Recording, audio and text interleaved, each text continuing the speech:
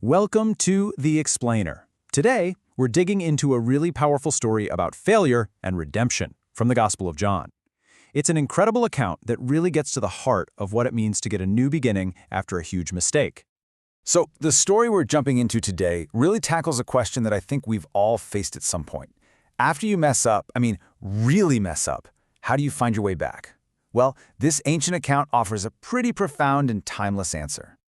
Okay, so our story kicks off right after this world-changing event, the resurrection of Jesus. But instead of everyone being fired up, we find one of his closest friends, Simon Peter, kind of retreating, is going back to the only life he knew before everything got turned upside down.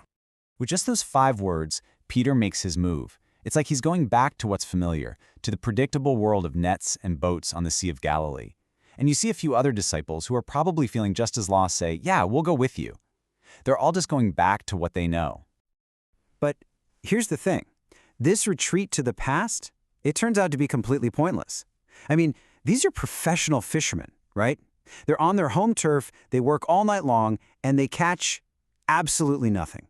Their nets, their hard work, it all comes up totally empty. So just as the sun is coming up, a figure appears on the shore. The disciples are about 100 yards out, and in that dim morning light, they have no idea who it is. Their night of failure is about to run straight into a very unexpected dawn. The stranger just calls out this simple, direct question that cuts right to the heart of their problem. It's not really an accusation, but it definitely shines a spotlight on their failure. And all they can say back is a short, simple no. And then he gives them this command that must have sounded so strange. Imagine telling a bunch of seasoned fishermen who've been trying everything all night where to fish. But, for some reason, maybe out of sheer exhaustion, they just listen.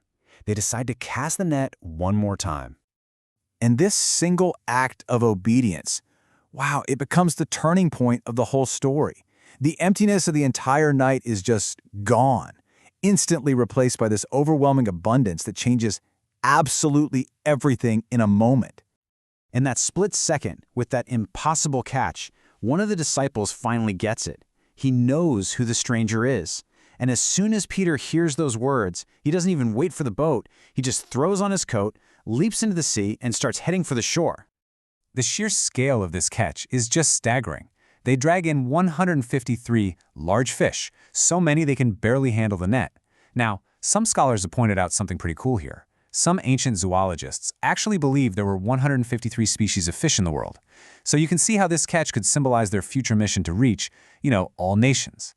And what's really miraculous? Even with all that weight, the net doesn't break. So when they finally make it to shore, they find this scene of just quiet intimacy. Jesus wasn't waiting for their fish. He's already got a fire going, with fish and bread cooking on it. And he just invites his weary, totally stunned friends to come and have some breakfast. After they eat, the story shifts to its emotional core. A really carefully structured and deeply personal conversation begins. This is where Peter's failure is finally addressed, not with punishment, but with this kind of poetic grace. So Jesus asks Peter 3 times, "Do you love me?" This is no accident. It's a direct, gentle callback to the 3 times Peter denied even knowing Jesus just a short time before. Each question is a chance to replace a painful memory of failure with a new declaration of love. Now, here's where it gets fascinating. In the first 2 questions, Jesus uses the Greek word agape for love. That's unconditional, divine love. Peter responds using a different word, phileo, which is more like brotherly affection. So on the 3rd question, Jesus actually switches to Peter's word, phileo, meeting him right where he is. This isn't just repetition. It's a deep, nuanced, healing conversation. And this is crucial. It's not just an emotional check-in. Every single time Peter says, "Yes, I love you," Jesus immediately gives him a commission, a job to do. His restored relationship is meant to be channeled directly into action, into caring for and serving other people. You see, this whole encounter isn't about just wiping the slate clean so Peter can go back to how things were. The forgiveness he gets here is a launching point. It's the absolute foundation for his entire future mission. And it all leads up to these 2 powerful words. It's the exact same invitation Jesus gave Peter years earlier, right there by the same sea. But this time, the call to follow comes after the failure, after the forgiveness, and it just carries a whole new weight and a much deeper meaning. And that's what this story really leaves us with, right? This incredible insight. A second chance isn't about erasing the past or just trying to do better this time. It's an invitation to a new and deeper purpose, one that's often forged not in our success, but in the very heart of our own restoration.